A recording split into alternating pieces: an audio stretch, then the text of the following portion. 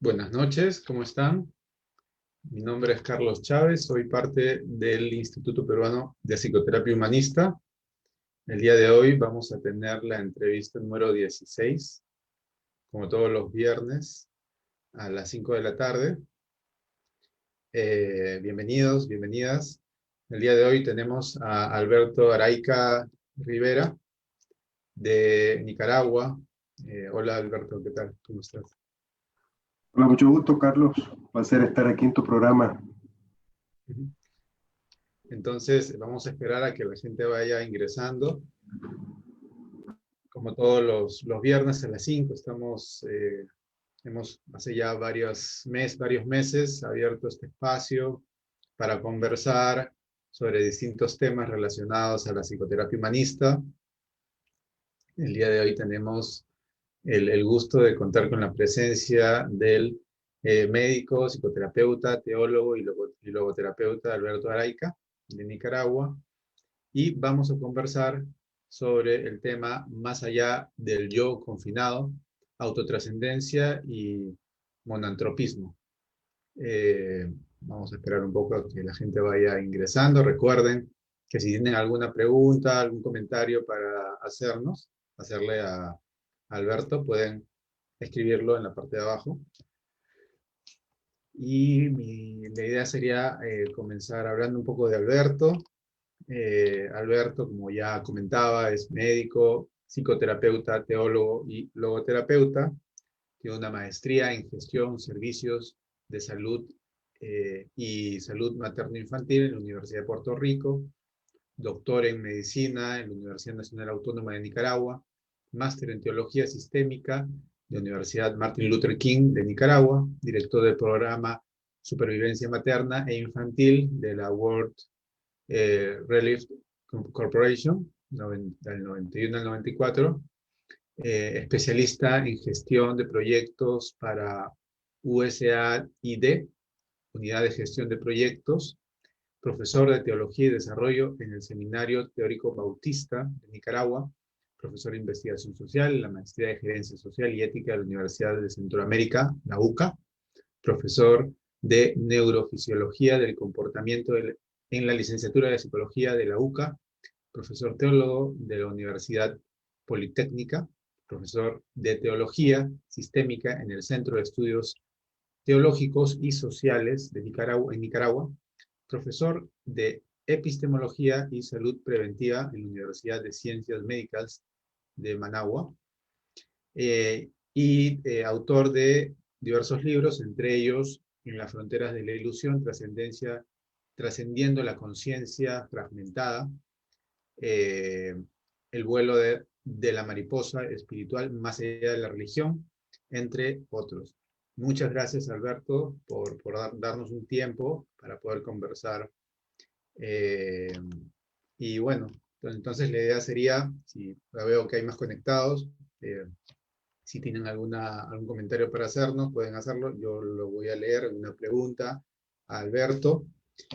Para los que acaban de conectarse, Alberto va a hablarnos hoy día sobre este tema, ¿no? Más allá del yo confinado, autotrascendencia y monantropismo. Entonces creo que una buena forma de comenzar con esto, ya hay 18 personas que están viendo live. Recuerden que igual los videos van a quedar grabados. Una buena forma tal vez de comenzar, Alberto, sería que nos puedas definir un poco estos dos conceptos, ¿no? Autotrascendencia y monantropismo.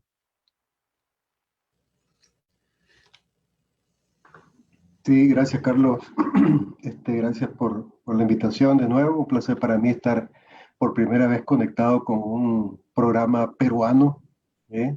Y pues tengo amigos, amigas allá en Perú y es un placer para mí pues estar virtualmente conectado con tu programa. Estuve en Perú varias veces, hace años, y pues siempre he querido regresar. Ahora regreso virtualmente, ¿no? A través del programa, ¿eh? Pero, y bueno, es un placer para mí estar aquí. Yo pienso que para poner estos dos conceptos en contexto, tal vez hay que empezar diciendo que el ánimo que me ha dado, o la motivación que he tenido alrededor de la autotrascendencia y el monoantropismo, que son dos conceptos de la logoterapia. Autotrascendencia, un recurso no ético, mencionado junto con el autodistanciamiento como recursos no éticos por la logoterapia, ¿no? Frankliana, y el monoantropismo es un concepto también de Viktor Frankl, incluso desde sus primeros años, ¿no? Viena, en la universidad, tiene una lectura ahí, y ahí pues empieza a hablar de monoantropismo. En sus libros pues no explica mucho no se extiende mucho, ¿no? Acerca de este concepto, pero sí de manera intrínseca, a través de sus lecturas y sus libros y su actuación y su vida sobre todo, creo que expresa claramente qué es, ¿no?, el monoantropismo. Pero antes de darte un concepto sobre esto, pienso que es importante ponerlos en contexto, ¿no? El contexto global del COVID-19, la pandemia que estamos viviendo, pues ha quemado nuestras estructuras, ¿no? El puente que nos sostiene. Y ha sacudido los pilares del piso que ha sostenido a este modelo de humanidad, eh, provocando un caos, ¿no? Provocando un caos. Vivimos, creo yo, una entropía existencial, una entropía espiritual, emocional, y una entropía, pues, como bien sabes, de acuerdo a la segunda ley de la termodinámica, pues es una transformación de la energía, es la energía en movimiento, es la energía en transformación. Y esa entropía pues se explica por la ruptura de los vínculos, hay una recesión emocional, existencial, espiritual. Lo que hemos creído y defendido pues está agotado, los valores incluso son cuestionados. En otras palabras, los fundamentos del sistema que nos sostienen han manifestado o evidenciado su debilidad. Eh, hay una devaluación, ¿no?, de los fundamentos de este sistema. Entonces parto de ese contexto para decir que desde la perspectiva existencialista, del humanismo existencial, cuando conectamos el sentido que es lo dado con el significado que es la encarnación de ese sentido dado, la interpretación que hacemos de ese sentido, de ese sentido en un contexto concreto, que los teólogos le llaman el Sitzen-Leben, ¿no?, la situación vital, desde nuestra conciencia moral, entonces podemos trascender nuestros propios límites, nuestro propio beneficio, para poder ir más allá, ¿eh? Entonces la autotrascendencia es el ir más allá de mis propios límites, ¿no? Es la energía que desde la entropía, ¿no?, emocional y espiritual, en este caso espiritual por ser un recurso no ético, nos permite ir más allá de mis propios beneficios, de mi propio ego, de mis propios límites, y poder conectarme con el otro empáticamente. O sea, conectarme con el otro empáticamente desde el diálogo, desde una actitud de eyección, de proyección, ¿no?, de estar abocados hacia el otro, como decía Heidegger, estar abiertos mentalmente hacia el otro. Construimos un circuito empático con el otro, una conexión y una vibración empática que se transforma luego en una acción ética, social, de beneficio común. Es ahí donde empieza entonces la conexión, la vibración en una misión social. Entonces nos conectamos, nos vinculamos más allá de mis propios límites, desde una apertura espiritual, me intenciono hacia el otro, me proyecto hacia el otro y creo una relación y una nueva emocionalidad. Entonces, para mí, esa es la autotrascendencia, como expresión del espíritu humano. Es en ese vínculo donde tiene sentido y donde tiene lugar el milagro del monantropismo, ¿no? El monantropismo o la monantropía, ¿no? Desde el punto de vista de frankliano, pues apunta a eso, ¿no? A la capacidad del ser humano, incluso en condiciones de confinamiento, ¿no? La capacidad que tiene el ser humano, el espíritu desafiante del ser humano para ir más allá del yo confinado, cuestionar los patrones rígidos de un humanismo rígido y agotado, de un modelo humanista devaluado, y poder leer con nuevos ojos la realidad, poder leer la realidad con nuevos lentes. ¿Para qué? Para resignificar lo que es, para resignificar lo que yo soy frente al otro, lo que yo soy frente a la realidad, y reparar los vínculos rotos. Ahí creo yo que está la clave del monantropismo. Si poder, el comportamiento, la educación, la forma en que hemos sido educados, es antimonantrópica. Entonces, el antimonantropismo se ha vuelto un una retrotropía, ¿no? Eh, eh, un estancamiento, ¿no? Existencial. Y los vínculos entre nosotros se han roto, ¿no? Entonces, el espíritu monantrópico intenta reparar esos vínculos desde el compromiso con el bien común y dar lugar entonces a una revitalización del espíritu humano. Bien. Me parece bien interesante que hayas partido con este concepto de entropía, ¿no? O sea, esa entropía justamente que es la tendencia de la materia a la desorganización. Entonces, Exacto. hay una organización y se desorganiza, estamos en constante desorganización.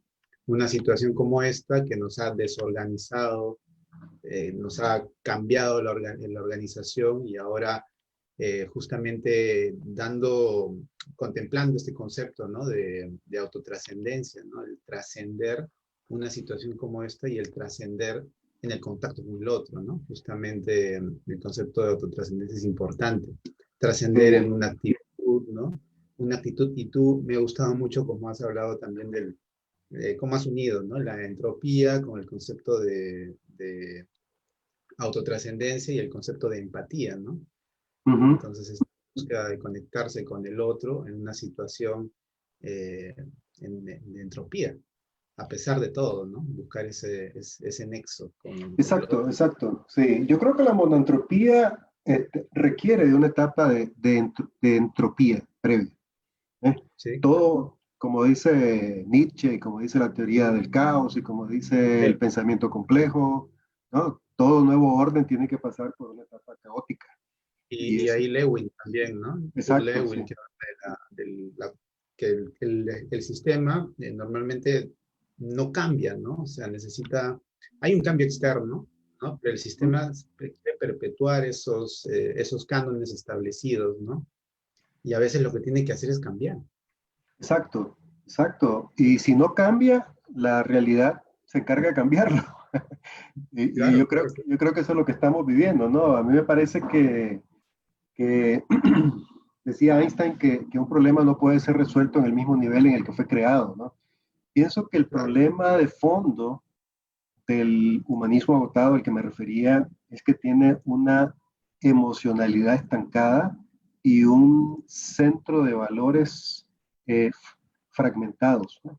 Y lo que ha contribuido a esta fragmentación de la conciencia, a esta devaluación del modelo humano, es la fragmentación de la lectura de la realidad. Pues. El paso, pues te puedo mencionar algunas perspectivas en esa dirección.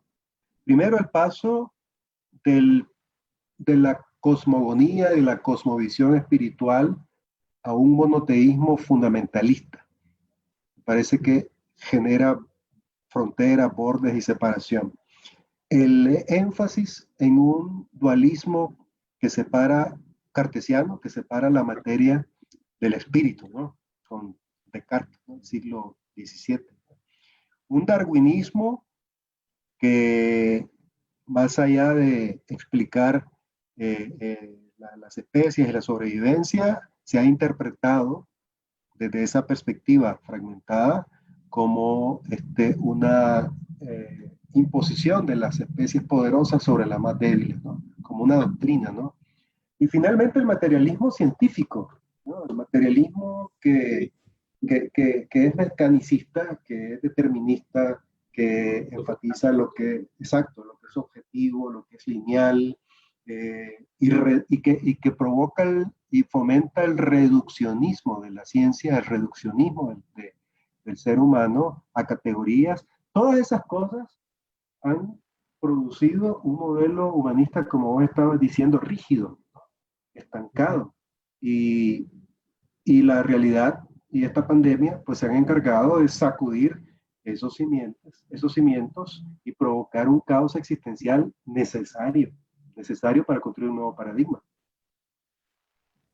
Claro, claro. Justamente el caos, la búsqueda de... El caos que siempre ha estado realmente, ¿no? En realidad siempre ha estado ahí el caos. Ahora está mucho más notable, mucho más fuerte, pero digamos, es justamente lo que se debe buscar, ¿no? Uh -huh. El cambio de paradigma, la búsqueda de una mayor flexibilidad, ¿no? De los enfoques. Lo que pasa es que el caos Ideal, nos asusta, ¿sabes? El caos nos asusta, ¿ves? En vez de abrazarlo, más bien nos protegemos del caos. Y yo creo que nos asusta porque estamos programados mentalmente para tener todo ordenado, para tener todo bajo control, ¿verdad? Y esa educación fragmentada genera en nosotros pues una camisa de fuerza del mapa mental que tenemos de la vida, y nos vemos separados de la evolución, nos vemos separados de la biosfera, nos vemos separados del otro, en vez de vernos como un sistema vivo integrado de interconexiones, ¿eh? Entonces, el caos es interconexión en movimiento. La vida y la realidad no está hecha de cosas, no está hecha de piezas separadas, está hecha de interconexiones. Somos una red de relaciones, dice el Principito, ¿no? Somos una red de acontecimientos. Entonces, cuando yo me vinculo con vos, yo me estoy vinculando con vos y con todas las interacciones que tenés y has tenido antes. Me estoy vinculando con toda la información que has acumulado, me estoy vinculando con toda una red de emociones, de encuentros, desencuentros, experiencias que has guardado y que vienen a expresarse a través de tus palabras, a través de tus acciones. Y eso es producto de un camino caótico por el cual has tenido que transitar para llegar a ser lo que sos ahora, pues, lo que somos ahora, ¿no? Lo que somos ahora. sí, es de alguna manera una búsqueda de aquietar, ¿no? Como tomarle una foto al presente y esa foto eh, refleja, ¿no? Refleja algo que está en constante cambio. Entonces, claro, uno toma una foto ahora y a los 2 días ya es otra la realidad.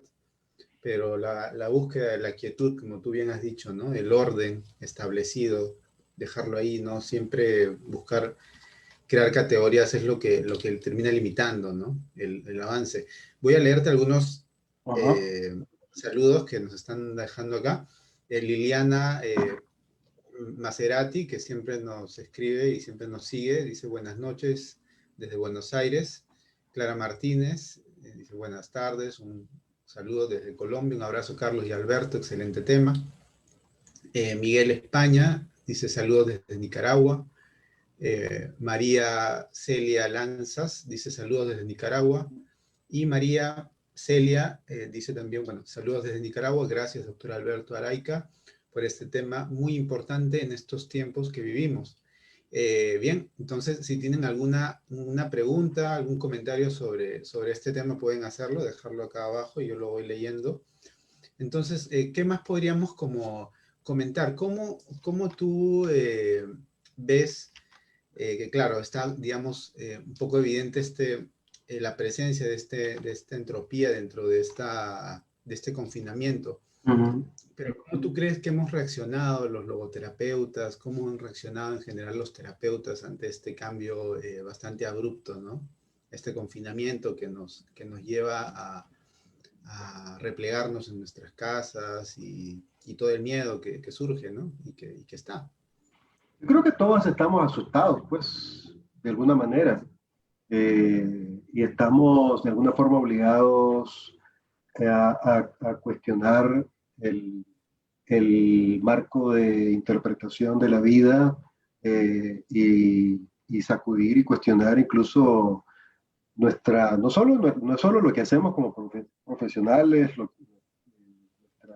nuestra forma de hacer psicoterapia o logoterapia, sino nuestra manera de creer lo que defendemos, la forma de leer la vida, la forma de vincularnos éticamente con nosotros, nuestras relaciones, incluso el sentido mismo de la vida. ¿No?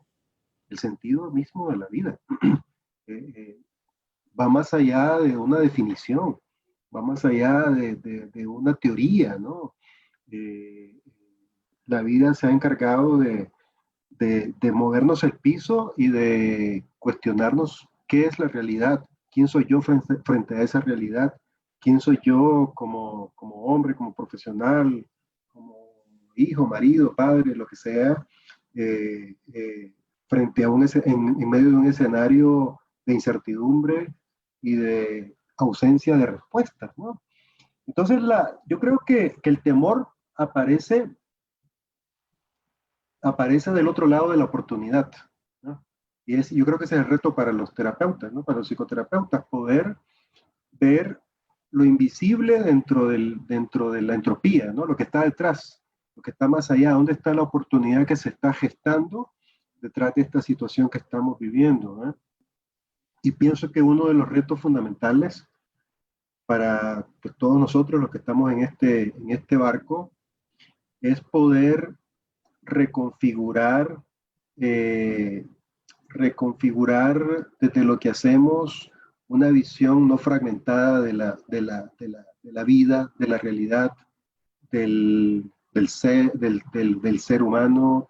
Y eso pasa por una lectura distinta, ¿no? Yo creo que necesitamos, uno, cuestionar todos esos elementos, todos los patrones rígidos que hemos repetido, ¿no? Y que responden a un modelo y a una subjetividad dominante, como dice el doctor Dubois, una subjetividad dominante que ha estancado la evolución, ¿no? De la gestión, incluso, no solo de las ciencias humanas, sino de la vida ética, de la vida social, de la cultura.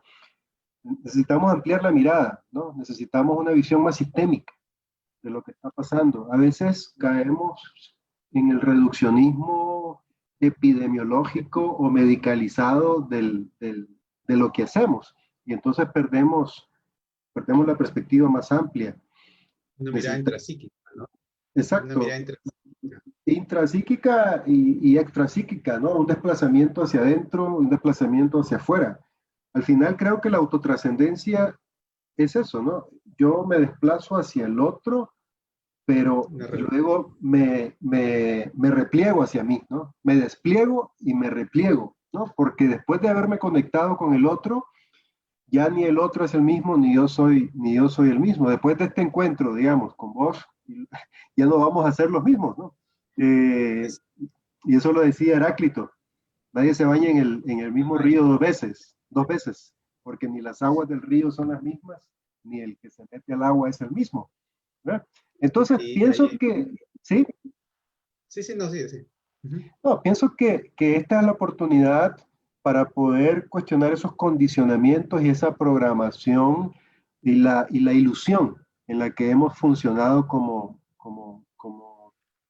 profesionales, como terapeutas, como lo que sea. Pues creo que es una oportunidad para poder despertar, ¿no? Para poder ver la vida con nuevos lentes. Y eso pasa por de configurar o de construir y empezar a configurar la cultura occidental desde un pensamiento más allá de lo lineal, del objetivo, de lo cuantificable, de las partes separadas, de las ideas fijas, de la contradicción de los opuestos.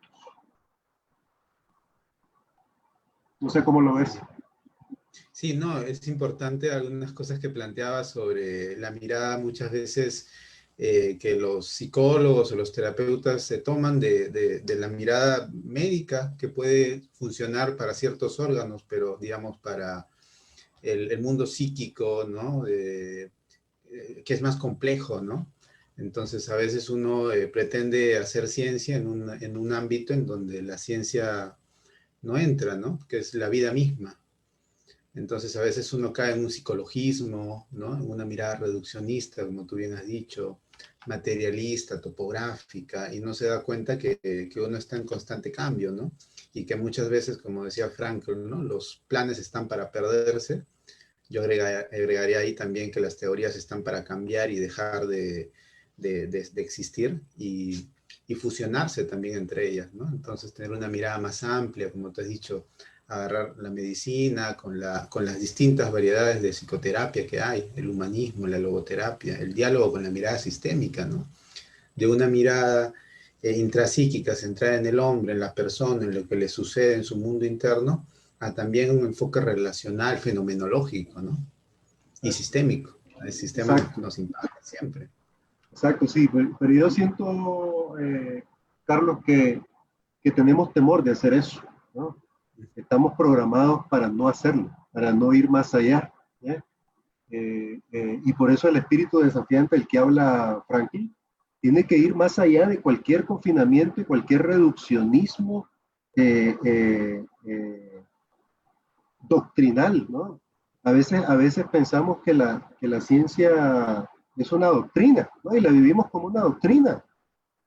Y que me disculpen los que no están de acuerdo conmigo, ¿no?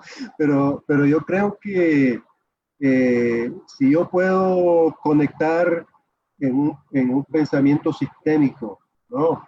Lo que me aporta Frankl, lo que me aporta Langley, lo que me aporta Jung, lo que me aporta Buda, lo que me aporta Jesús, lo que me aporta eh, Vargas Llosa, ¿no? Lo que me aporta cualquiera. Y puedo articular alrededor de eso, ¿no? Un espíritu monantrópico, un logo humanismo, ¿no? Y ese es el espíritu de frankliano, ¿no? Ese es el poder desafiante del espíritu que va más allá. Y eso es lo que se llama un salto, es un salto cuántico en la lectura de la realidad, ¿no? Una, eh, la, la, pero para poder hacer eso yo creo que necesitamos reconocer, convencernos de que estamos interconectados. Independientemente de lo que seamos, eh, eh, donde vivamos, de la lengua que hablemos, este, somos, somos una realidad interconectada, ¿no? Y eso tiene implicaciones importantes. Dice Carlos Rovelli, uno de los físicos más importantes ahora en el siglo XXI, que el ser humano es un sistema abierto, ¿no? Y un sistema se manifiesta siempre y solamente en interacción con otro, ¿no? Interactuando con otro. Y toda descripción de un sistema humano, físico, es siempre una descripción de la información que yo como sistema tengo de otros sistemas, ¿no? Es decir, la interacción es una expresión también de la correlación de sistemas. O sea, es lo que te decía antes, ¿no? Yo me vinculo con vos como sistema, pero a través de eso estoy vinculando correlacionalmente con todos los otros sistemas y con toda la información que está detrás de vos. Y al final, eh, la descripción entonces de un sistema es una manera simplemente de resumir todas las interacciones de lo que somos, de lo que vivimos. En otras palabras, lo que quiero decir es que yo no existo al margen del otro. yo no existo al margen del otro. Y yo soy un convencido de que el sentido del que habla Franklin es un sentido vinculante, es un sentido relacional, es un sentido que encuentra significado encarnándose en un vínculo horizontal con el otro. Y eso lo dicen varios, pues. El otro soy yo, dice Octavio Paz, ¿no? El no soy, que es el otro soy yo, dice Fichte, ¿no? Fichte. René Girard habla del otro como mi doble monstruoso. ¿Eh? Entonces, la convicción, ¿no? De que la interacción constituye la realidad y la identidad humana es fundamental. En África hablan del Ubuntu, del yo soy contigo. ¿Eh? Yo soy, el yo soy es yo soy, pero contigo. Y eso nos permite empezar un camino de, eh, de transición hacia una conciencia, desde una conciencia fragmentada a una aprendida, condicionada, programada, hacia una conciencia holística, una conciencia de sentido no fragmentado. No sé si te acordás aquel experimento de Pavlov, ¿no? Con los perritos, ¿no? Cuando sonaba la campana, los perritos empezaban a salivar, porque sabían que detrás venía la carne, ¿no? Ese es un ejemplo de la programación humana, ¿no? Desde la educación, desde la religión, desde la familia. Y no estoy hablando de espiritualidad, estoy hablando de religión, ¿no? De categorías y de éticas y religiosas. Entonces estamos, como decía un filósofo alemán, Paul Tillich, estamos cosificados, estamos domesticados, ¿no? Dice Tillich.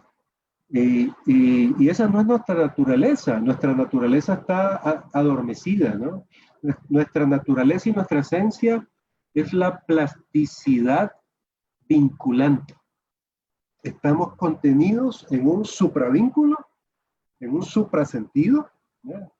Pero nuestra tarea es encarnar ese vínculo horizontalmente en una situación histórica. Y es ahí donde el COVID-19, la pandemia, se vuelve una oportunidad para encarnar ese vínculo en acciones concretas de resiliencia, de solidaridad, de servicio, de apoyo mutuo, de diálogo, de acompañamiento, de dignidad, de dignidad. Sí, genial. Justamente ahora que hablabas de naturaleza, me ponía a pensar sobre, claro, lo natural del ser humano es poder ir en contra de eso que es natural, ¿no? Para los otros seres. El instinto, ¿no? El ser humano decide. El tema es si está, Sí. ver si está decidiendo o si está siendo llevado solamente por impulsos o si cuando decide cuál es la toma de conciencia que tiene, con cuánta conciencia cuenta cada uno de nosotros para poder identificar cómo somos en cada una de nuestras interacciones con estas otredades, ¿no? Y ser cada Exacto. vez más, más uno, ¿no? Ser el mismo yo contigo que con los demás, ¿no? Sí, Entonces, yo no sé y no si, déjame. si sí, Sí. perdón, No, sí, sí, sí. no sé si recordás esa figura que se llama el cardumen, que es como un grupo de pájaros o de peces que se mueven todos a la vez. En el Ya, aire los pájaros y en el viento los pececitos. Hay una sincronización de movimiento, porque todos están energéticamente vinculados, ¿no? Ese es lo que se llama el cardumen, ¿no? Es la conciencia de ser un polón, ¿no?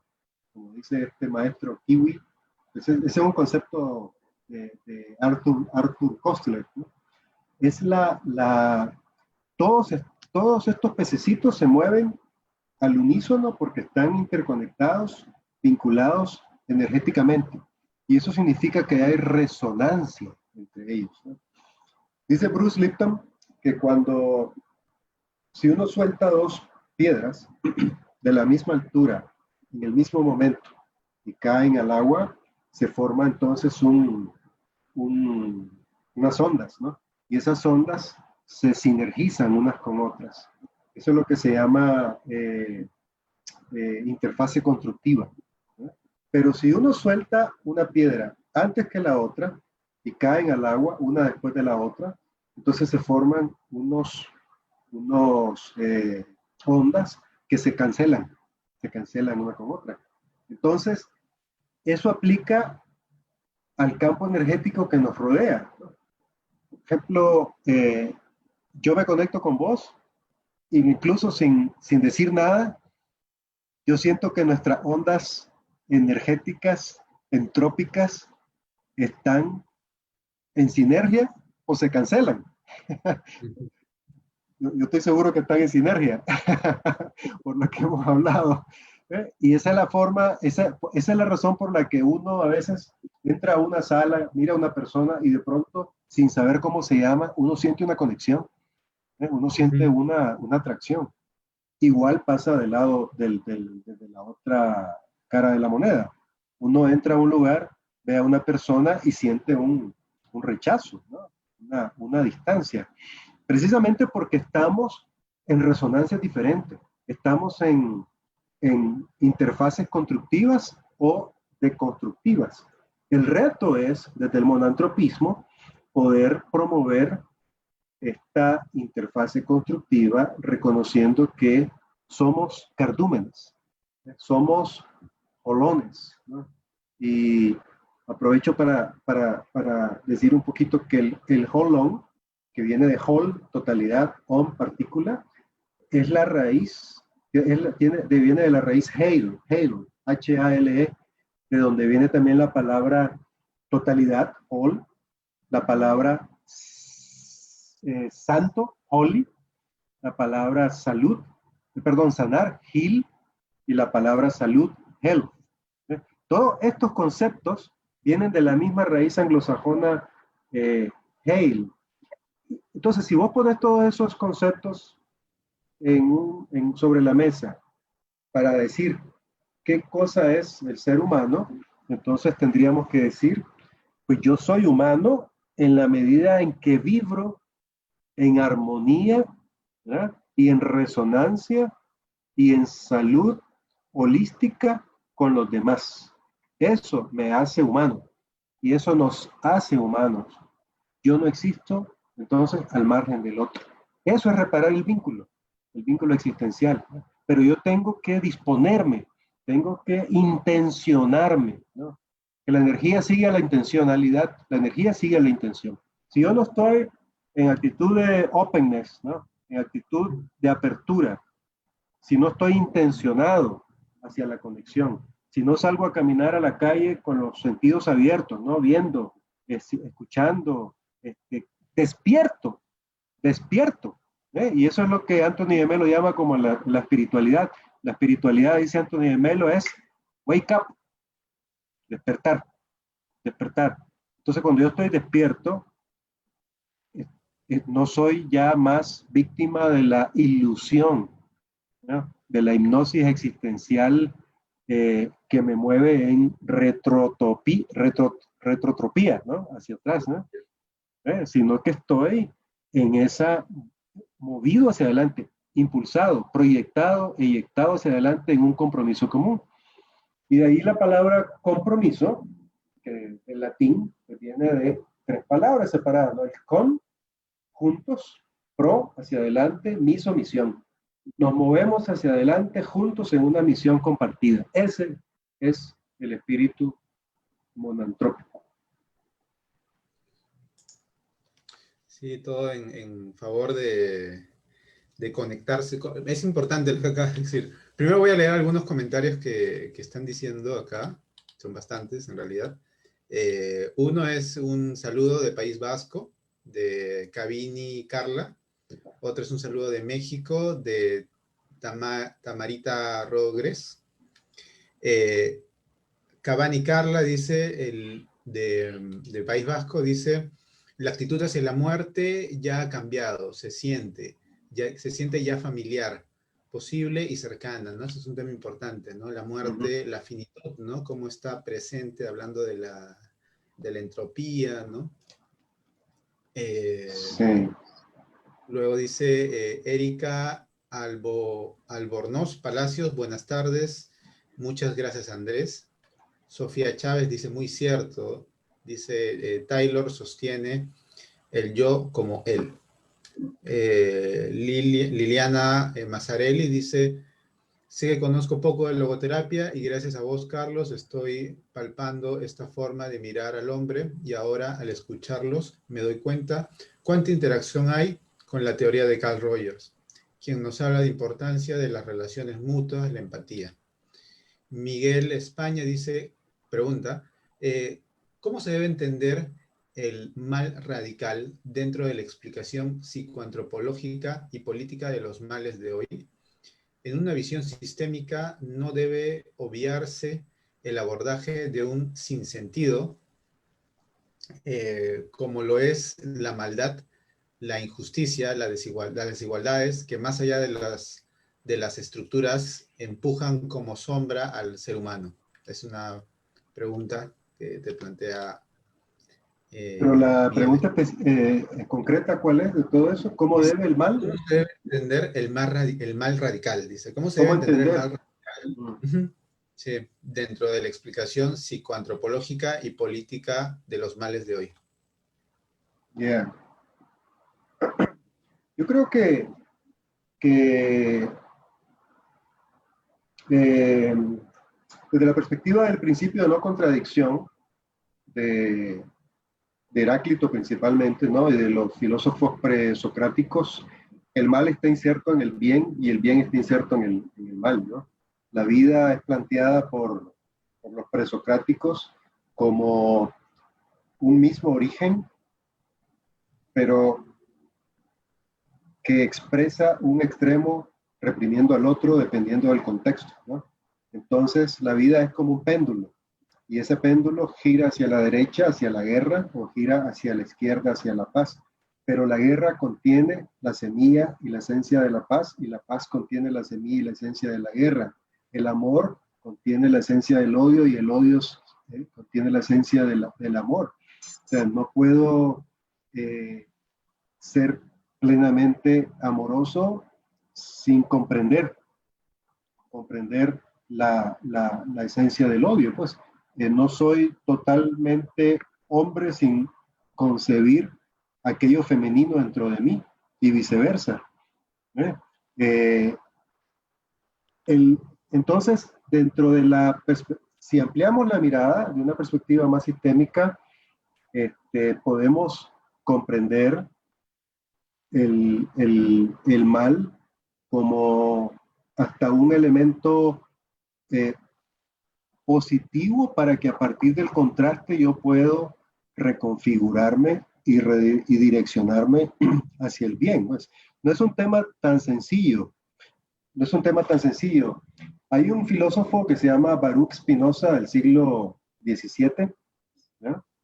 Spinoza, que fue excomulgado por los judíos en Ámsterdam, tuvo que buscar refugio después, Portugal, etcétera. Baruch Spinoza dice que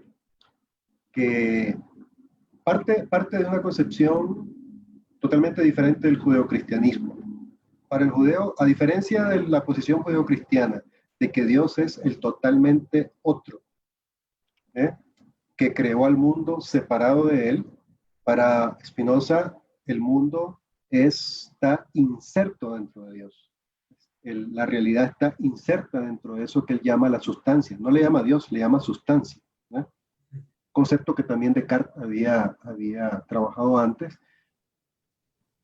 Entonces, en esa realidad, el humanismo es una mente, todas las mentes humanas están contenidas en esa mente de la sustancia, ¿no? Somos una célula en el cuerpo divino de ese misterio inefable. Entonces dice Spinoza que todo lo que existe, todo, el bien, el mal, el amor, el odio, lo alto, lo bajo, lo bueno, lo malo, que son categorías nuestras, ¿verdad? Etiquetas nuestras, todo lo que existe está contenido en algo más. La existencia pertenece a la naturaleza de la sustancia. Voy a poner dos ejemplos. Cuando, y gracias Miguel por escucho ahí como un eco, no sé. Ah, ya voy a bajar un poco el volumen. Sí, cuando un león en la selva caza un venado, ¿no? Para alimentarse, ¿eso es bueno o es malo? ¿O es parte de la realidad? Buenísimo. Yo diría que es buenísimo. Es Yo buenísimo. diría, dentro de lo que dije, Es bueno y malo, ¿eh? Es parte de la realidad. Nosotros ponemos luego las categorías de este malo, ¿no? Este león, qué malo que es, ¿no? Se comió sí. ese venado. A mí se me ocurrió una respuesta. Ajá. No sé si tú comentaste algo muy cierto, ¿no? Cuando hablamos de guerra, por ejemplo, está implícita ahí la paz, porque no se puede disfrutar, por ejemplo, de la paz si no se ha vivido una guerra previa, ¿no? Si no se sabe, es como la muerte y la vida. Entonces uno valora la vida porque la muerte es una posibilidad que está ahí siempre, ¿no? Como diría Heidegger. Ujú, ujú. Entonces, y la vida está implícita en la muerte.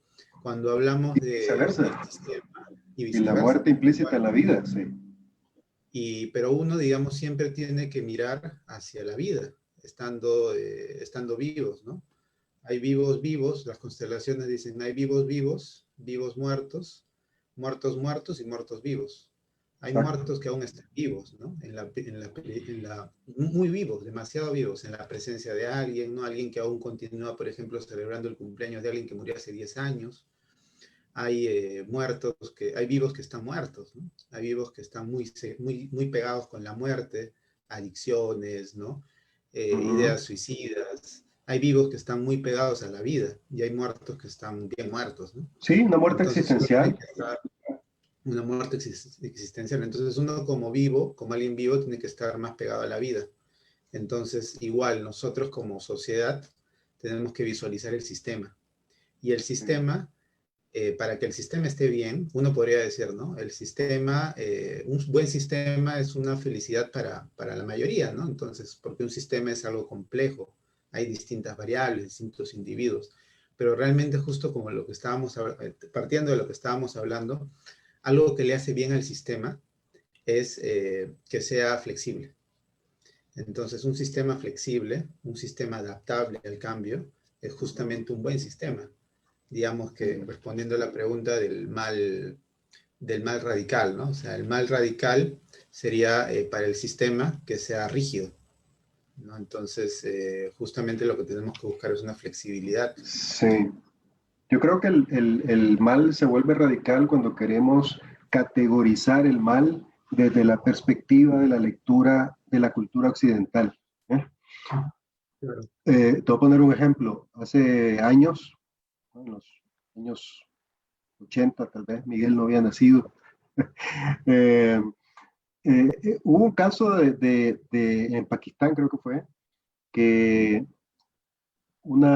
el padre y el hijo asesinaron el padre y el hijo asesinaron a la hija y hermana, porque había deshonrado a la familia, ¿eh? Había salido embarazada y entonces en esa cultura, esa era una deshonra radical, ¿no? Entonces decidieron reparar la deshonra asesinando a la muchacha embarazada. Entonces, cuando les preguntaron a ellos cómo se sentían, dijeron bien y mal. Mm. Bien porque reparamos la deshonra de la familia y mal porque asesinamos a nuestra hija hermana. Entonces, eso en Perú o en Nicaragua o en Estados Unidos sería inmediatamente condenado, ¿no? Condenado por toda la sociedad, por la iglesia, por los teólogos, por todo el mundo, ¿no? Y estarían presos. Entonces, el mal y el bien se vuelven categorías situacionales también, ¿no? Es como el sentido es situacional. El ser cristiano es situacional, el ser teólogo, el ser psicoterapeuta, todo es situacional. Eso es lo que mencionaba al inicio, ¿no?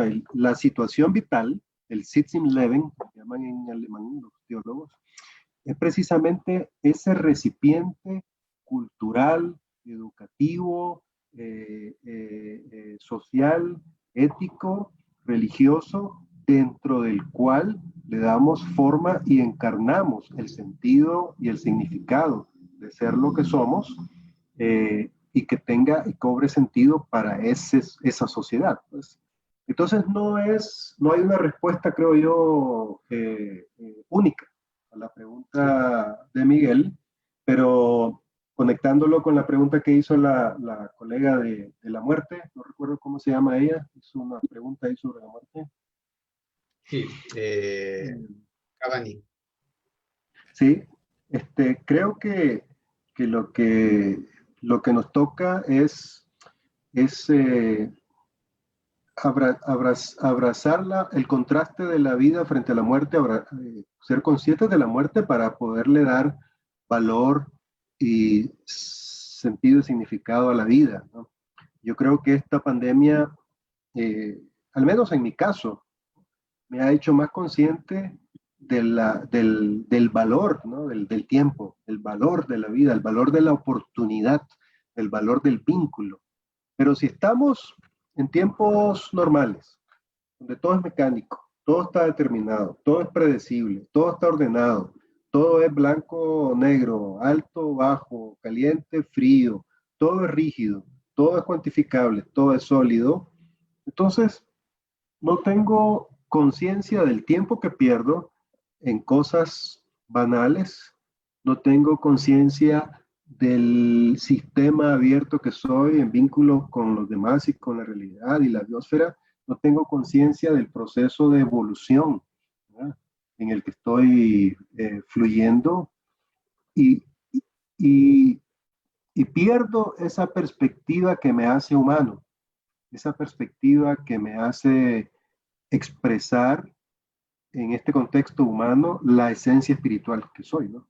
No sé quién es aquel que decía, creo que fue Taylor de Chardin, que decía, no somos hombres viviendo una experiencia espiritual, somos espíritus viviendo una experiencia humana. Pero eso lo descubrimos hasta que, como decías, vemos hacia adentro, en un contexto de impredecibilidad, cuestionamos lo que hemos sido y entonces trabajamos en cambiar nuestro paradigma existencial para encontrar un punto de evolución adaptativa y en balance con la naturaleza de la realidad. Exacto. Y yo respondiendo, porque acá Miguel España nos dice, ¿no? Si en el mal radical está el bien, entonces la masacre de Hitler era necesaria, los campos de concentración y desapariciones políticas y raciales son necesarios, el machismo es necesario. Yo creo que cuando él se refiere a mal radical, realmente estamos hablando de un mal, estamos hablando del dogmatismo, ¿no? De la rigidez. Entonces, cuando hablamos de la rigidez, precisamente, ese es el gran mal radical, ¿no? El mal Exacto. radical es una rigidez, sea cual sea la escala de valores o el tipo moral que se plantee, ¿no? Entonces, la rigidez, cuando uno dice, sí son las cosas, en todo tiempo pasado fue mejor, o los hombres son así, o las mujeres son asá, o cuando uno cae en los ismos, en los sufijos ismos, ¿no? Entonces, ahí yo me animaría a decir que sí es un mal radical, ¿no? Justamente el bien es flexibilizar. Sí, la última parte de lo que decía Miguel se me escapó. ¿Qué dice su comentario al final? O al inicio, no recuerdo. Comenta, ¿no? Comenta si el mal radical está, no, si en el mal radical está el bien, entonces la masacre de Hitler era necesario, los campos de Sí, concentración, sí, ¿no? sí. Me acordé también de ese libro de ética de Baruch Spinoza, porque eso también plantea un problema existencial y teológico, en términos de que si somos una mente contenida en la mente de la sustancia divina y Dios no es malo, sino que es bueno, como yo, siendo malo, estoy contenido y tengo los mismos atributos infinito de la sustancia que me contiene. ¿Me explico? O sea, ¿cómo se explica entonces el mal desde esa perspectiva de Spinoza? Si yo, teniendo la maldad como parte de mis acciones, ¿cómo se explica que yo estoy contenido dentro de esa esencia de Dios, esta esencia de esa sustancia que, que no tiene lugar para el mal? Entonces, Baruch Spinoza lo que dice es que el mal como categoría no existe. Simplemente es lo que es, ¿no? Y el sentido, ¿no? de lo que es puede incluso contener el vacío o el sinsentido en el sentido y viceversa, el sentido contenido en el vacío, ¿no? La, la noogénesis contenida en la entropía que va dando forma a lo que eventualmente va a generar. Yo creo que todas esas preguntas a las que no pienso que nadie tiene respuestas definitivas, y si las tenemos es desde ese patrón rígido de lectura, lo que nos debe motivar es a darle forma a un nuevo paradigma, ¿no? Un nuevo paradigma de vida, que sea más holístico, más relacional, y como dijiste antes, Carlos, que sea de fluidez, de cambio permanente, ¿no? De cambio permanente. Yo creo que esos son los tres pilares de una perspectiva, de un paradigma existencial diferente en este tiempo. Un enfoque holístico, un enfoque relacional y un enfoque de cambio permanente. Claro. No sé si estás de acuerdo. Sí, sí, sí. No, sí, completamente, sí. Hay un comentario de Sofía Chávez, dice, en los seres humanos sería una masa psicológica. No recuerdo bien en qué momento, bueno, comentó esto, pero Liliana Maserati dice, siendo en relación con el otro, que los modifica constantemente. Sofía Chávez dice, por la energía de la libido, según Freud. Miguel, bueno, hasta luego Miguel, dice gracias. Dice, gracias por el espacio, muy interesante y provoca muchas preguntas. Sí, Miguel, si tienes otras preguntas puedes plantearlas. María, María Cecilia dice, este tiempo nos ayuda para recapacitar en lo vivido y enfrentar nuevos retos y nuevos estilos de vida en todos los aspectos. La vida sigue y es un reto enfrentarla.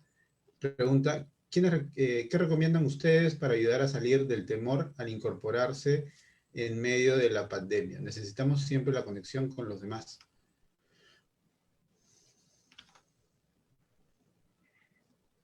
Sí, yo pienso que ya lo hemos dicho, ¿no? Que necesitamos es salir de la ilusión, trascender la ilusión de que estamos separados. Y al trascender la ilusión de que estamos separados, pues despertamos a la experiencia vinculante. La experiencia vinculante hace desaparecer el temor porque yo me doy cuenta que yo me salvo en la medida en que vos te salvás. La experiencia fragmentada es yo me salvo y no me importa que te condenes. Yo tengo trabajo y no me importa que no tengas trabajo. Mis hijos van a la escuela y no me importa que los tuyos no vayan a la escuela. Mi gato tiene comida y tu gato no tiene comida, pues no me interesa. Esa fragmentación nos asusta. La separación nos asusta, nos amenaza. Lo diferente nos amenaza. Y entonces ponemos distancia, creamos una brecha, ¿no? Creamos un gap, una brecha, una distancia, levantamos un muro y entonces nos vinculamos desde arriba del muro, ¿no? Hablándonos con el vecino desde arriba del muro. Y entonces, para no tener que exponerme al vínculo, porque exponerse al vínculo es mostrarte vulnerable. Nosotros nos vinculamos como imágenes, nos vinculamos desde las máscaras, desde los arquetipos, ¿no? Nos vinculamos desde las caretas. hay mucha gente que ahora se vincula más fácilmente con la máscara y un sombrero y unos anteojos oscuros, ¿no? Y la tapabocas, ¿no? Es más fácil relacionarse porque eso esconde nuestra vulnerabilidad. Pero la empatía, el empatos, ¿no? El sentir el dolor del otro requiere manifestar mi vulnerabilidad. El amor empático requiere bajar los escudos, de destruir los muros que nos separan, requiere establecer puentes. Y me acuerdo ahora de una frase de Gregory Bateson, una pregunta de Gregory Bateson que pregunta, cuando pregunta, ¿cuál es la pauta que nos conecta? ¿Cuál es la pauta que nos conecta? ¿El miedo o el temor?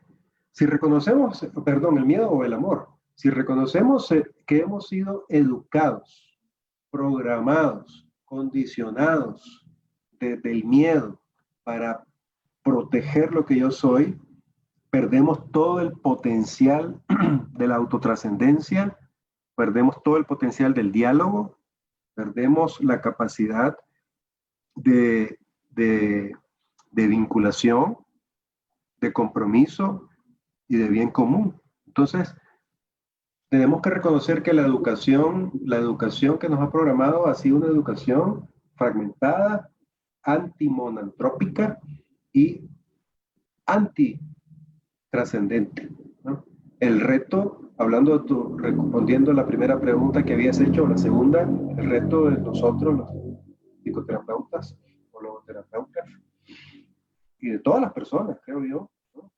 Es poder de nuevo reparar esos vínculos rotos, cambiando el marco de interpretación, el mapa mental a través del cual nos concebimos. Yo frente a la vida, yo frente al otro, yo frente a lo trascendente.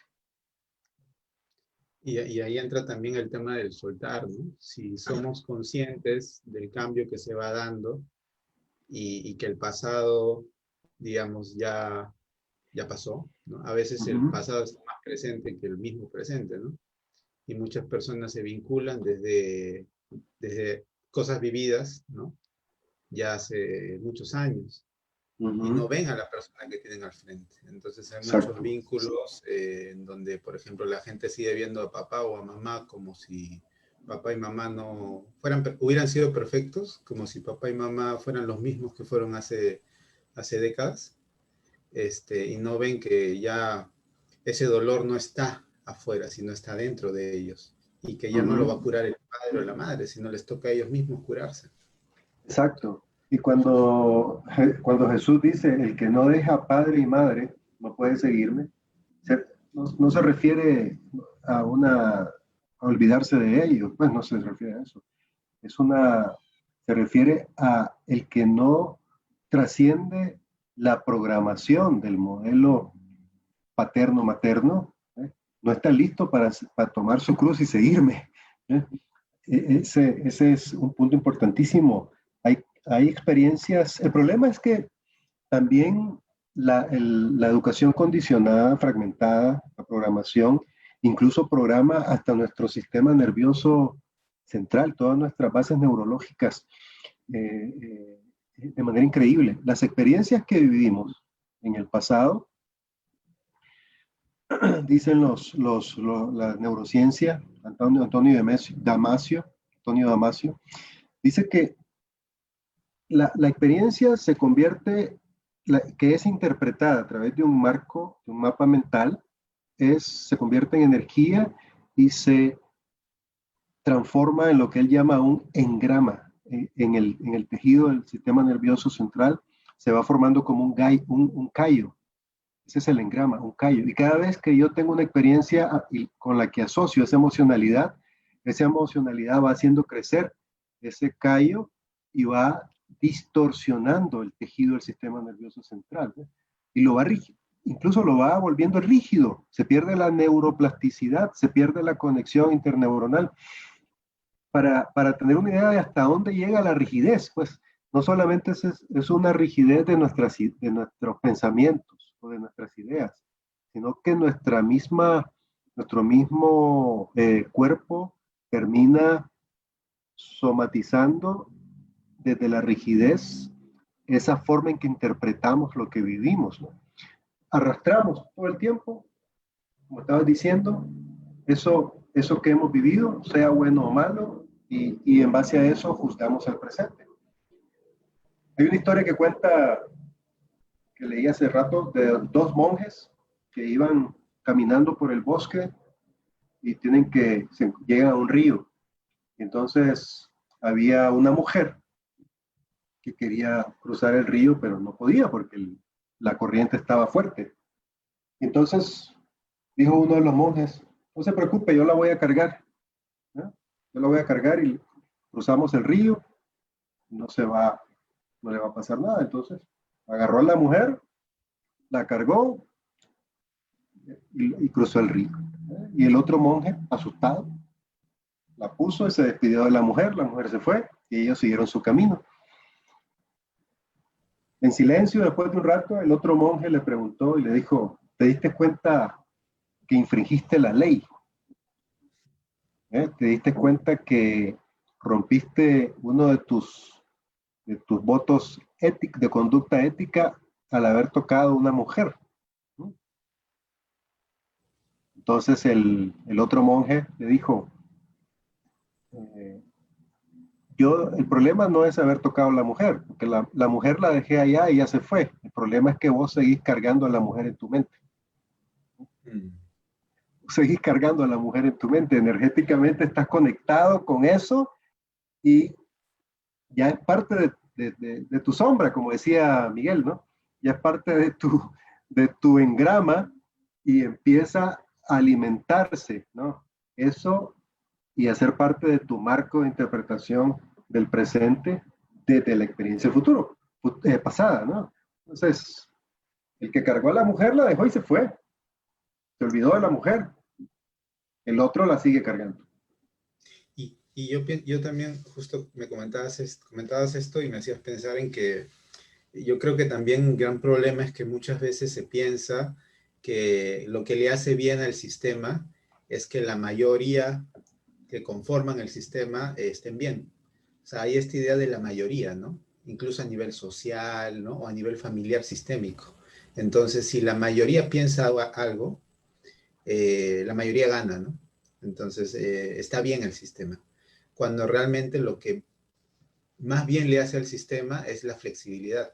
No buscar que la mayoría esté bien o que la mayoría esté de acuerdo, sino que el sistema sea lo suficientemente flexible, porque si pensamos en la mayoría, ¿qué sucede con la minoría? ¿No? Se tiene que replegar, ¿no?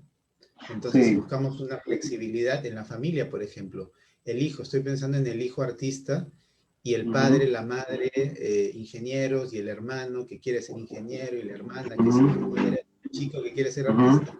Sí. Entonces, ¿ella gana o no? Sí. O tal vez todo el sistema tiene que flexibilizarse y darse cuenta que... Sí. Lo que pasa es que el sistema está establecido para sostener una minoría privilegiada y acumular el 80% de la riqueza, ¿no? Y ese sistema responde a un paradigma mecanicista, paradigma basado en la fragmentación. Hay dos paradigmas, ¿no? Paradigma fragmentado, que se caracteriza por lo lineal, lo determinado, lo predecible, lo ordenado, la separación, el dualismo, la rigidez, la percepción de la realidad como solidez, ¿no? Pero hay un paradigma holístico, y el paradigma holístico funciona desde la aleatoriedad, ¿eh? Funciona desde el caos, funciona desde lo no determinado, funciona desde lo impredecible, desde la interdependencia, desde la no separación entre espíritu y cuerpo. Decía Teilhard de Chardin que el cuerpo es la matriz del espíritu y el espíritu la manifestación virtuosa del cuerpo. Funciona el nuevo paradigma no fragmentado, funciona desde el cambio permanente, funciona incluso desde el vacío desde el vacío cuántico, ¿verdad? Que es oportunidad de creación.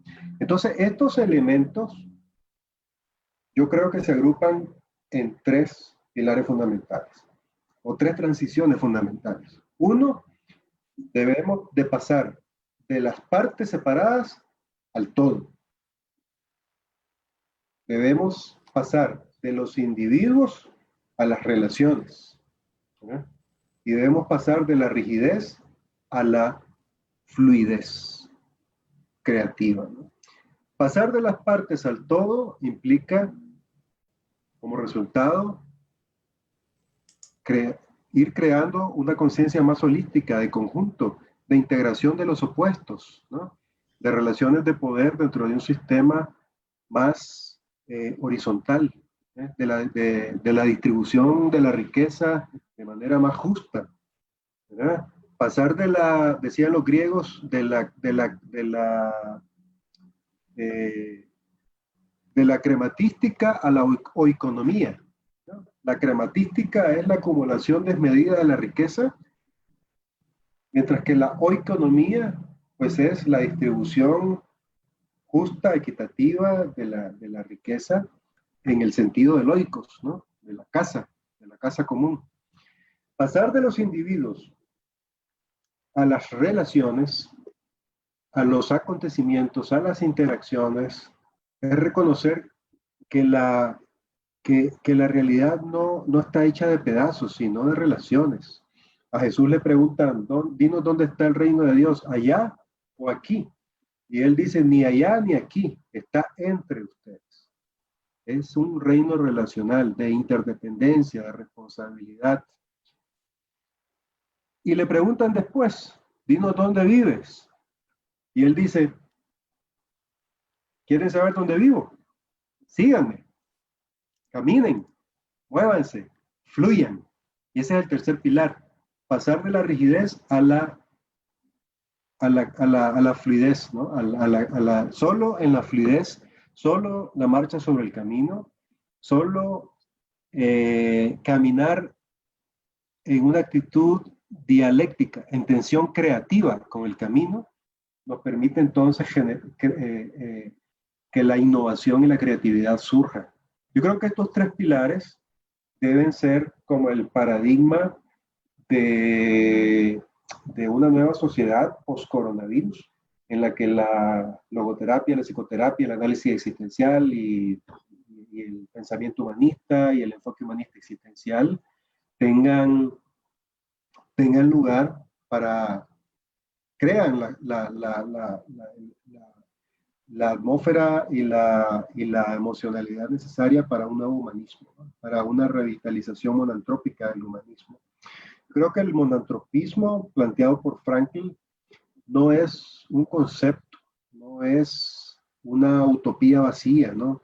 Es una nueva emocionalidad, es una nueva vibración, es es un significado vinculante que nos hace crecer juntos, cooperar juntos, en reciprocidad, en intimidad, en empatía, que nos da sentido de lo que somos y de por qué estamos aquí, pues. Esa es la, la, la, ¿no? La base del espíritu noogénico, ¿no? El espíritu desafiante del que habla Franklin.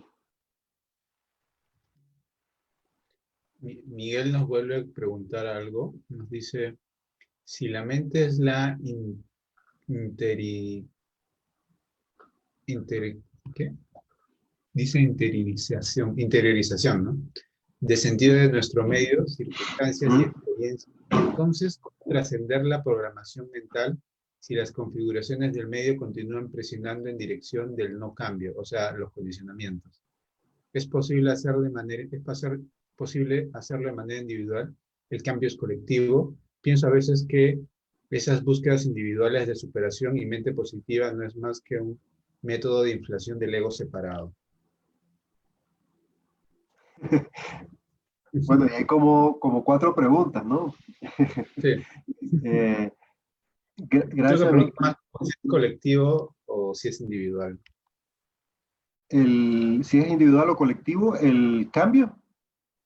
Sí, porque Ya, las condiciones, los condicionamientos están ahí, ¿no? yo Estuvieron y creo, están. ujú, Estarán. sí, yo creo que ambos. Yo no sería tan radical en separar lo colectivo o lo individual en lo colectivo. Pues. Lo individual está en lo colectivo y lo colectivo en lo individual. Pues. Yo creo que de lo que se trata es de hacer una deconstrucción simbiótica entre ambas dimensiones para que parte o que empieza con cuestionando la subjetividad dominante.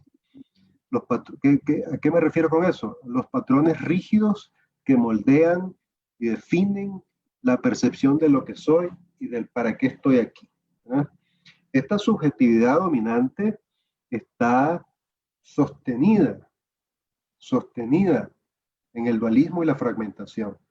Esa es la doctrina de la subjetividad dominante y se expresa en ese sistema rígido, vertical, a través del panoptismo, ¿no? Lo que Michel Foucault llamaba el poder panóptico.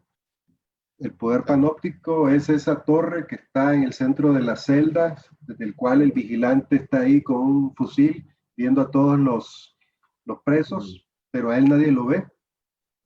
¿Eh? Él ve a todo el mundo, entonces, pero a él nadie lo ve. El virus es panóptico en ese sentido.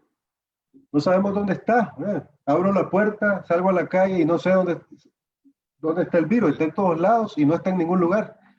claro, ¿Eh? y como no lo ves, no sabes, puede no estar, pero uno ya está condicionado, ¿no? Exacto. Pero no nos damos cuenta que el espíritu trascendente también es panóptico. No Mm. estoy, porque no lo veo de esa forma. Entonces, el panoptismo sostiene el sistema dominante a través de diferentes micropoderes, ¿no? El poder judicial, el poder religioso, el poder educativo, el poder social, etcétera, ¿no? Y Foucault le llamaba el poder pastoral, le llamaba eso, precisamente porque él lo comparaba con el hecho de ir a confesarte ante un cura. Y aquí no estoy hablando bien o mal de los curas, estoy hablando de lo que dice Foucault, ¿no?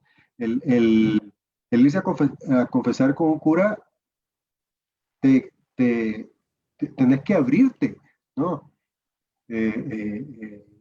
Y compartir pues todo lo que sos, lo que has hecho y poder a cambio de eso pues expiar tus pecados rezando, no sé, pues, Padre Nuestro, la Ave María, lo que sea.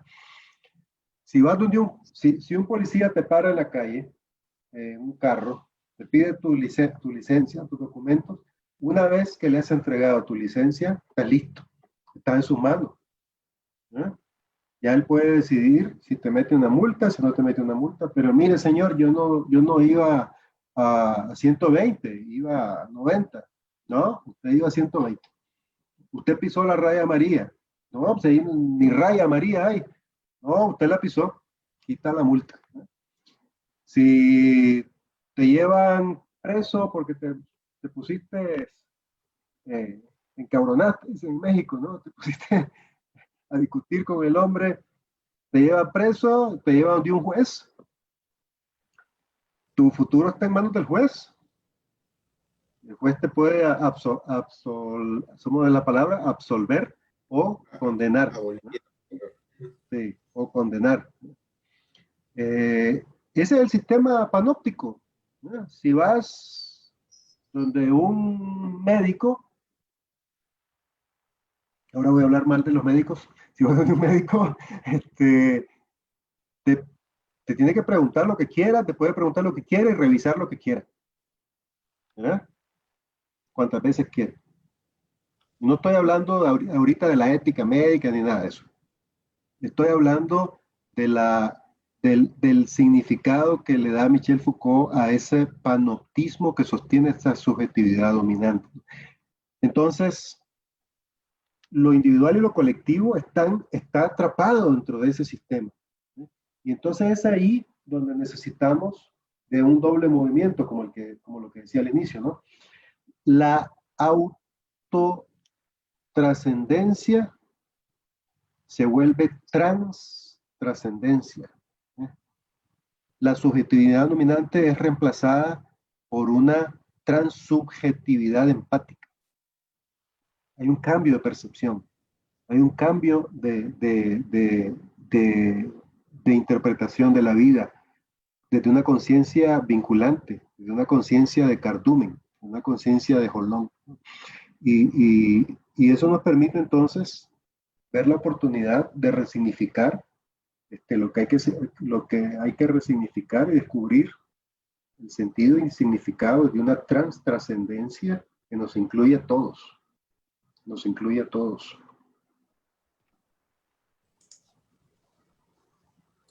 Sí. Yo creo que, claro, también un poco respondiendo la pregunta que plantea Miguel, también tiene que ver mucho porque, claro, hay lo colectivo, lo individual, ¿no?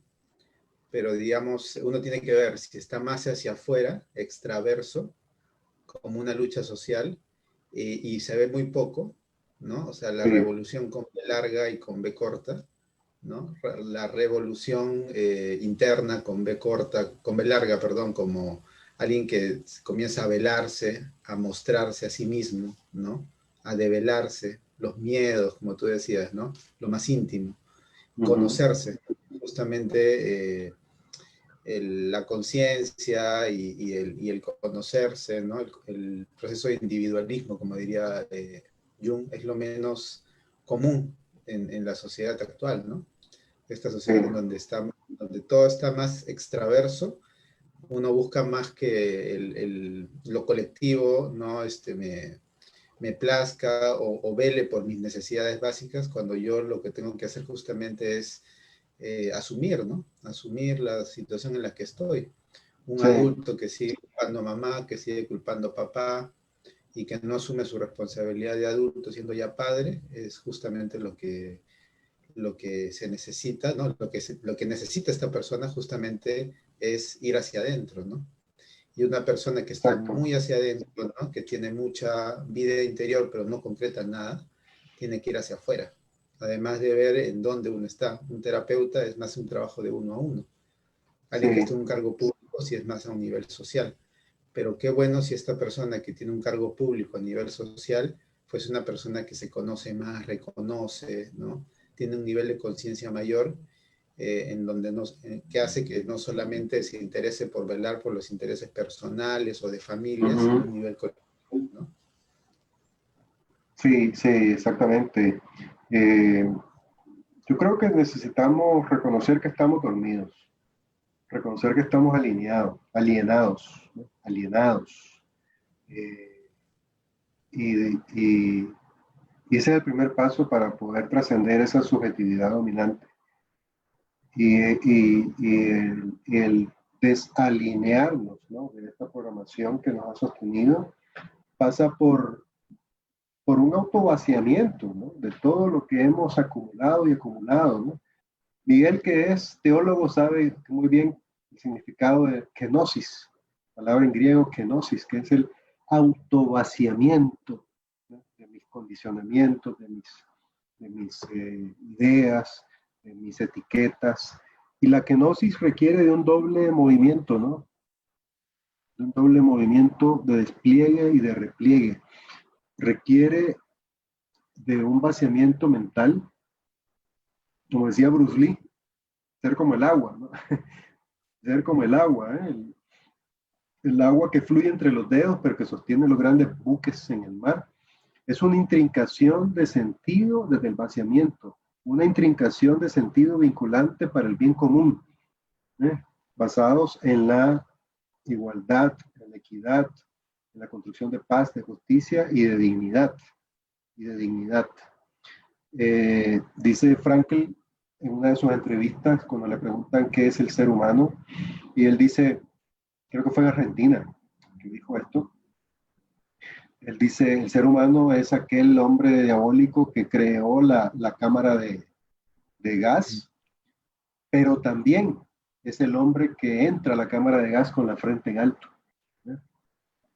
Y él dice que los prisioneros entraban a la cámara de gas unos rezando el Padre Nuestro, otros cantando la Marsellesa, otros rezando versos del Talmud, pero con dignidad. ¿De dónde surge la dignidad? De estar despiertos, de saber quién soy, saber en qué estoy contenido, saber para qué estoy aquí, saber por qué debo resistir, por qué debo agarrarme con las uñas del viento, ¿eh? Saber que tengo el potencial espiritual y resiliente para poder sostenerme a pesar de las condiciones y poder afirmarme ante la vida a pesar de las limitaciones, ¿no? Reconocer que la vida no es ideal, pero que en medio de este contraste, ¿no? Y de esta incertidumbre podemos encontrar aquello que nos va a salvar después, ¿no? Aquello que nos va a salvar después, ¿no? Yo en Nicaragua tuve que ir al servicio militar, a la guerra en los años 80, 2 años con un fusil, en un contexto de dolor y sufrimiento y muerte. Me peleé con Dios, me peleé con toda la vida, ¿no? A los 18, 19, 20 años regresé eh, y, y no entendía por qué, pues no entendía por qué estaba ahí y ahora lo entiendo. Ahora soy lo que soy en gran parte por eso que viví, ¿no? Por eso que viví. Y esa es la reconfiguración existencial que las situaciones límites nos, nos dan como oportunidad. Pero hay que verlas, hay que abrazarlas, hay que abrazar el contraste, ¿no? Hay que salir de la incubadora eh, eh, que nos protege, ¿no? Hay que trascender la ilusión. Y eso es, la autotrascendencia es primero autotrascendencia de la ilusión que me ha cosificado, que me ha programado, ¿no? Y que me permite ahora ser auténtico, ser genuino, ser congruente, eh, yo saber que no soy un accidente de la vida, sino que estoy contenido en esa sustancia y en esa parrilla energética trascendente que fluye a través de mí, que me atraviesa, que me contiene, y entonces puedo estar seguro que esté donde esté, haciendo lo que esté haciendo y con quien lo esté haciendo, yo sé que estoy contenido en algo superior, que me protege, que me acompaña, que me inspira, que despierta en mí todo ese potencial emocional, espiritual, cognitivo para poder hacer lo que tengo que hacer. El espíritu autotrascendente, monantrópico, eh, eh, asertivo, surge desde esa conciencia, no desde la conciencia del miedo.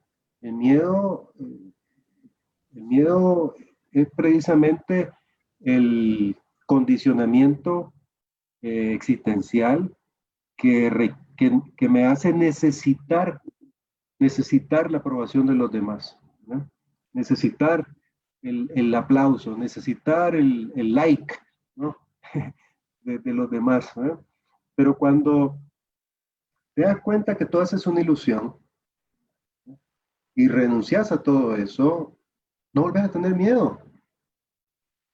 Dice Jesús, y conoceréis la verdad y la verdad te hará libre, ¿no? Esa es la verdad existencial. Cuando te das cuenta realmente quién sos y para qué estás aquí, cuál es el propósito, cuál es la misión, decía Paul Tillich, cuál es tu preocupación última en esta vida, ¿no?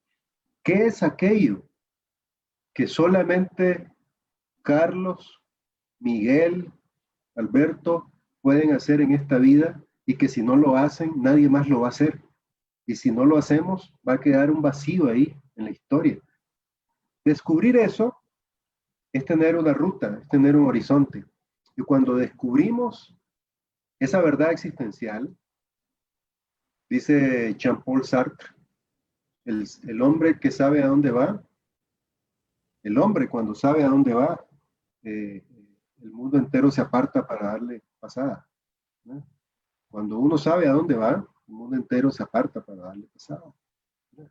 Y es ahí donde sabemos a dónde vamos, pero vamos con sentido, no vamos aleatoriamente, pues, no vamos eh, eh, by default, viviendo la vida así, pues a lo que vaya saliendo. Tenemos una dirección, tenemos una meta, tenemos un horizonte y en ese camino vamos reparando vínculos, encontrando significados, sumándose significados y esos significados circunstanciales en situaciones específicas, en situaciones de contraste, ¿eh? Van dándole a nuestra vida un sentido de vida, pues, un sentido de vida. Así lo veo yo y Sí, pienso sí. que en este tiempo ese espíritu autotrascendente es el puente que nos sostiene, es el puente que nos sostiene. Y cuando hablabas de esta parte de ilusión, me hacías pensar, bueno, la ilusión, la fantasía, ¿no? Esta frase de Jung que dice, nadie se ilumina fantaseando figuras de luz, sino haciendo consciente de la sombra, ¿no?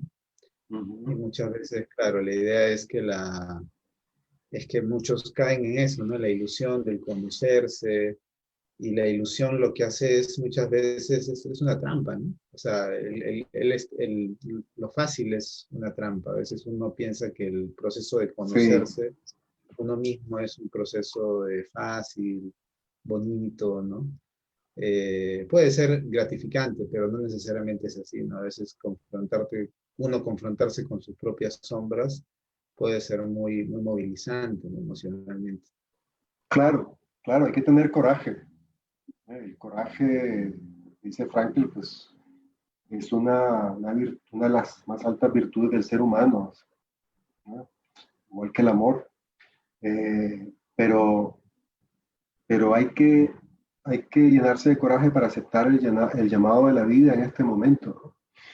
Y aceptar el llamado de la vida es aceptar el llamado de la vida, salir de la zona de confort, cuestionar lo que he vivido, pensado, creído toda la vida, es el primer paso del camino del héroe. Hablábamos antes del programa de eso, ¿no?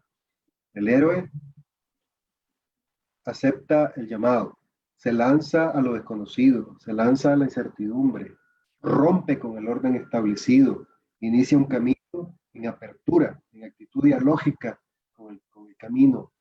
Y ahí va encontrando mentores, ahí va encontrando amigos, ahí va encontrando, desarrollando habilidades y herramientas espirituales, emocionales, para dar la batalla fundamental, que es la batalla con sus sombras.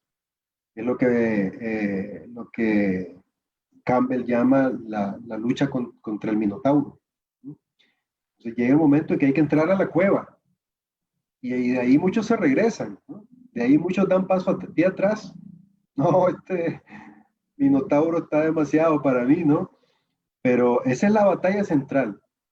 Si decidimos entrar a la cueva y enfrentar el Minotauro, eh, el premio es la claridad mental, el conocimiento, la, la deconstrucción de eso que me ha sostenido energéticamente desde una ilusión de lo que yo creo que soy y no soy, ¿eh?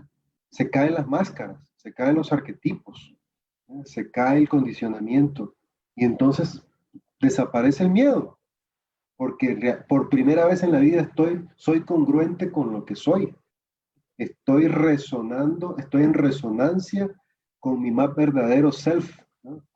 Y entonces regreso a casa, ya no como viajante, como viajero, sino como héroe, ¿no?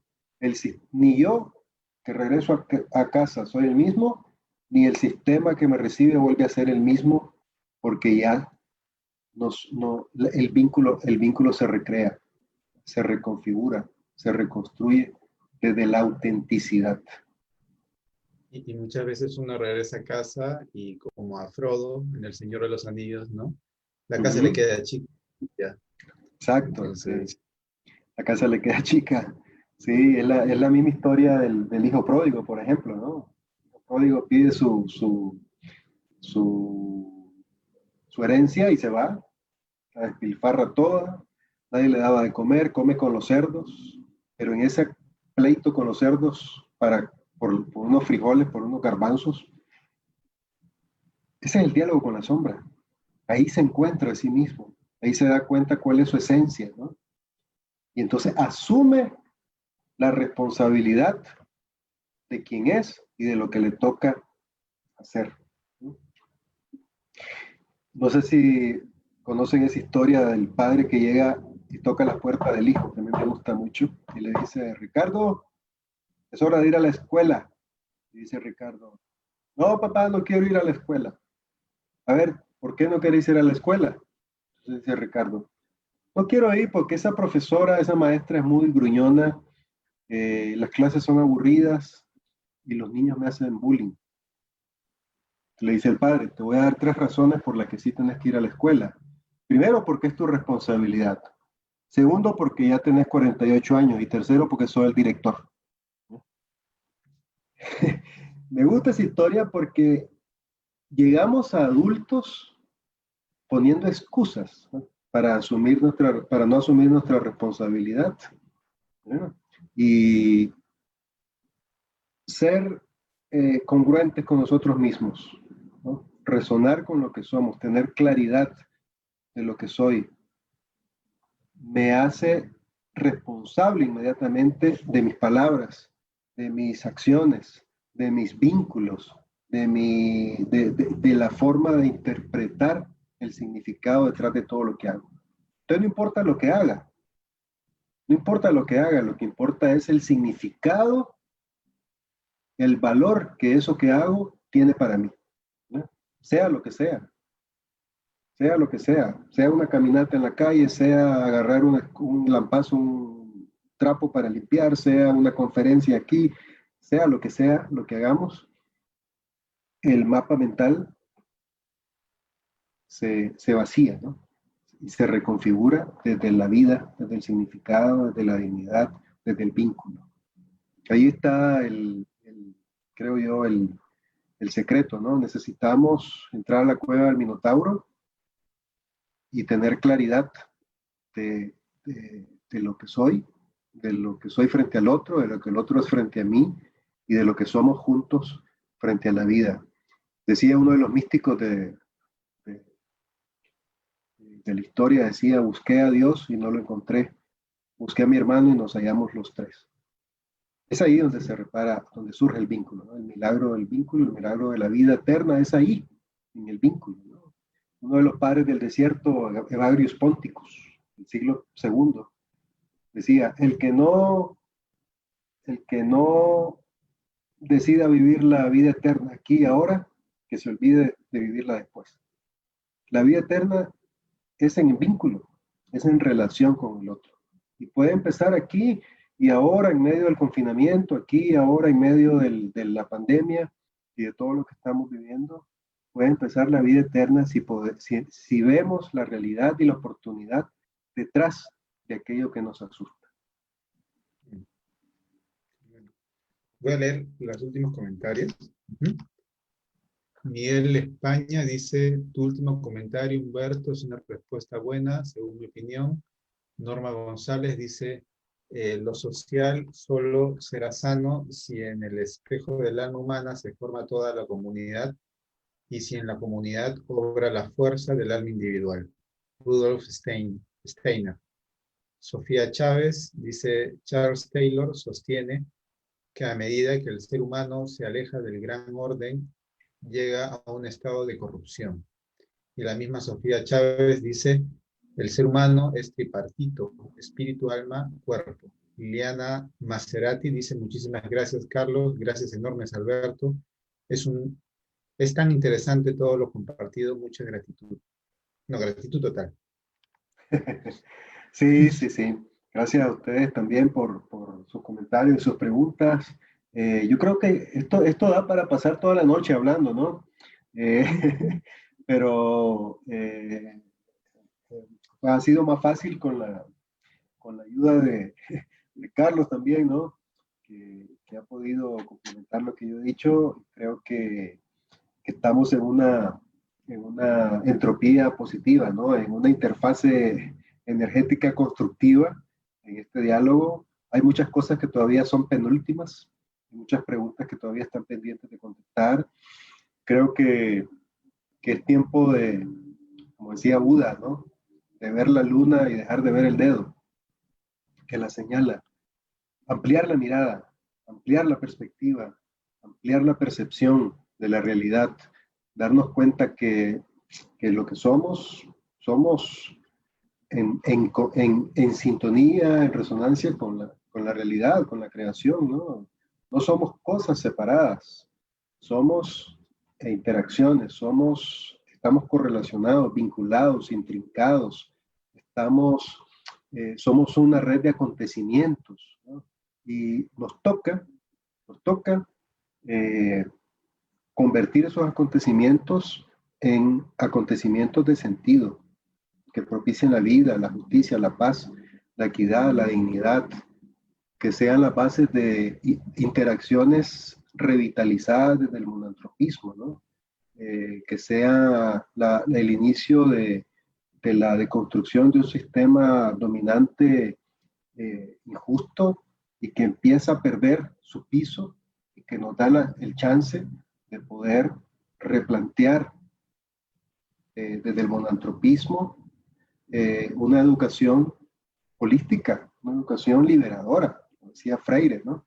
Una educación que nos interconecta desde el sentido y del significado por la vida, a pesar de las situaciones, nos da la oportunidad de construir puentes empáticos por responsabilidad y una misión común. Creo que esta es la oportunidad de revitalizar el humanismo, reparando los vínculos rotos, fomentando el diálogo, el día a través, logos, sentidos, la interconexión de sentido a través de la palabra, el compromiso resiliente y afirmando el espíritu desafiante. Entonces, muchas gracias, Alberto, por tu tiempo. Este video va a quedar grabado para las personas que quieran compartir este diálogo que hemos tenido, esta entrevista. Muchas gracias, Alberto. Muchas gracias a todos los que han estado mirándonos. Ahora quedan 21 personas que están acá. Y nada, bueno, muchas gracias. Ale Ramos dice, un placer escucharlos. Sí.